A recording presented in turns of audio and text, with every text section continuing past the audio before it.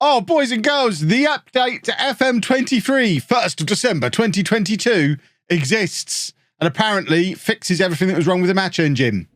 Should we have a look? I don't actually know what's on this list. I haven't had a look at it. So we are going to be discovering together what has actually happened on this update. All I know is from looking at Twitter, all the people who've been moaning about FM23 being broken seem really happy that this is happening, and there's lots of match engine stuff within it. So this is major update 23.2. Have they ever done a second major update before the January transfer window before? Is this breaking new territory?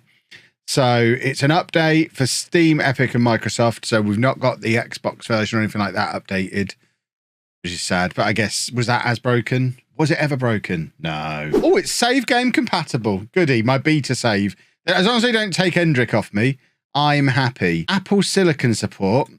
That's a good thing, isn't it? If you have the Apple Arcade version. Or is that on all versions? But if you're playing on a Mac, it's now going to be even fancier playing on a Mac, which is quite cool. Stability and crash fixes. Where was that when I was holidaying 1,000 years into the future? We need to zoom a bit, do we? Oh, look. Fixed a rare issue where the pre-game editor crashed. I mean, I've not. I don't actually know how to download the pre-game editor this year. Normally on Steam, it's on the tools thing, and I couldn't find it. I've had no reason to go and find it this year, but I can't find it when I went to look for it. But I'm glad it's working now. I'm really happy. Fixed an issue where the game can't progress until the user manages both a club and I didn't know that. I mean, some of these issues are awful, aren't they? So, match engine is your big update. Your big. Oh my word! Oh my word! That is a lot of changes to the match engine. We are not going to read through this entire list. I'm not going to read this entire list out, but let's try and pick out some key stuff. Defenders incorrectly stepping up at times when defending in a back three with no fullbacks/wingbacks. Well, because I don't use a back three because I'm not a coward, does that mean I'm going to stop benefiting from that? Because presumably I was benefiting from that before. No! Adjusted direct. What I want to see here, and I don't know if it will come under match engine, I want in big letters it to say, not all AI teams use a flat back seven anymore. There's some different tactics. That would be a lovely thing to see in here. Reduce the number of unrealistic lofted passes. Oh God, we're never going to score a goal again. Our entire thing has been combining unrealistic lofted passes with wingbacks and fullbacks being in the wrong place. This is a disaster. Reduced players losing the ball too cheaply when playing with back to goal. Yeah, okay, I will admit some of this stuff probably. I mean, all of this stuff obviously needed fixing. Reduce the frequency of defenders giving the ball away in and around the box. Oh, what a time to be alive. Tweaks to defender anticipation when running towards the ball to attempt it. This is all good stuff, isn't it? Tweaks to I mean, obviously we need to see it in action to know for sure, but this all seems very positive. Decision-making for aerial balls, defender reaction times, improved central defender decision-making when covering for a fellow centre-back outside the area. This is the stuff I'm seeing the nerds put on Twitter that I don't really understand. I know stuff like that is something that the nerds have been moaning about. I don't really understand what that sentence means, but I believe fixing it must be a good thing. Improved corner defending. No! Particularly defending at the near post. No! To be fair, they threaten that every year. I'll believe it when I see it. They've been telling me since FM21 I'm not going to be able to abuse near post corners anymore. And they ain't fixed it yet, kids. So let's see, shall we? So, under positioning and movement, fixed double AMC formations to make them wide. I mean, I don't use them, so I didn't know that was a thing people needed fixing. Fixed central defenders in a back four to be wider when building from deep. Again, not really noticed that was an issue. I am such a monster, aren't I? Further improved player decision-making between dropping into space to offer options. Improved defender off the ball positioning when the team is instructed to play out of defence. That definitely needed doing, so that's good. That's a good thing. Changed that from Dr. Benji. They've changed that by currently not allowing you to aim corners in any direction on attack.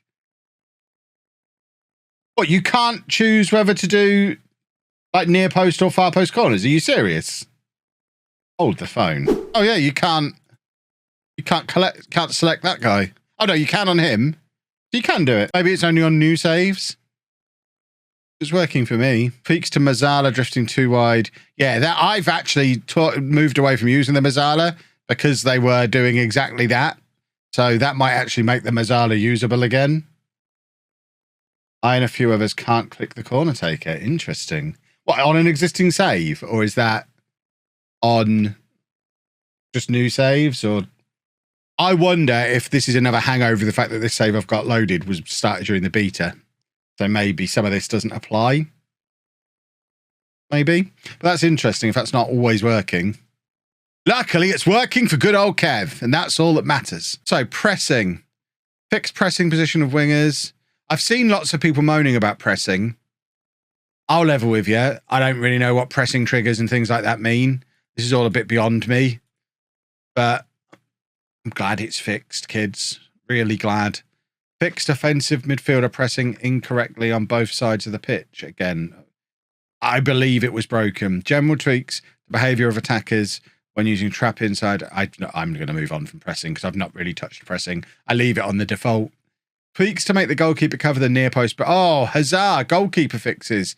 Improve the goalkeeper intelligence in various situations. Come on, that's all we needed. Improved goalkeeper intelligence. What a time to be alive. I want to see that in action. That sounds very exciting. And then miscellaneous changes. Fixed players not marking correctly on wide free kicks. Fixed rare issues where the defender leaves the ball for the keeper where it's about to go in the goal. Rare? I mean, I think we've got very different definitions of what the word rare means. Because that happened like 5 times a season. And it should never happen. So that's awesome. I'm glad that's been fixed. Fixed rare issues where a player receives an extreme speed. I've not seen that in action, an extreme speed boost. I want to see an extreme speed boost. It's too late now. I'll never see one. Has anyone got where's it gone? Have I just moved my mouse? Has anyone got a clip of an extreme speed boost for me? Fixed rare issue when offside goal was incorrectly given. Yikes. Fixed a rare issue where players are inclined to shoot at very close range first time. Is that a problem? I don't mind you shooting very close range at first time.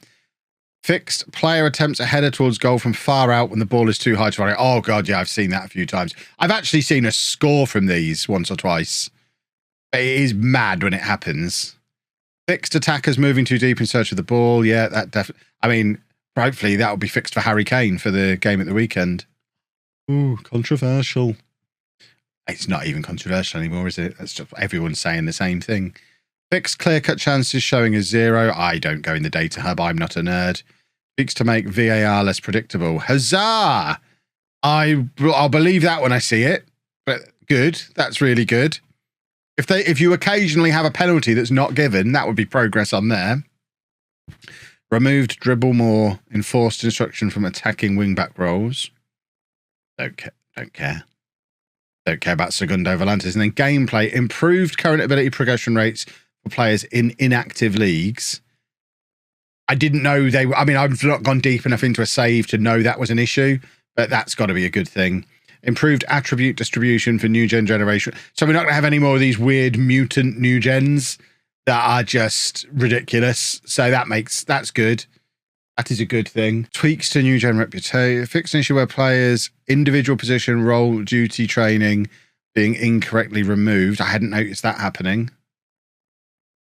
Fixed an issue where the squad are unhappy with the lack of depth in a position not be. Oh, yes.